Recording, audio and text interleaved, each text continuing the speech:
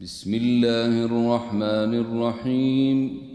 يسبح لله ما في السماوات وما في الأرض له الملك وله الحمد وهو على كل شيء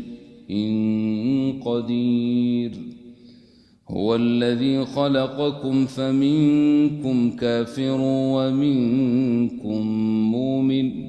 والله بما تعملون بصير خلق السماوات والأرض بالحق وصوركم فأحسن صوركم وإليه المصير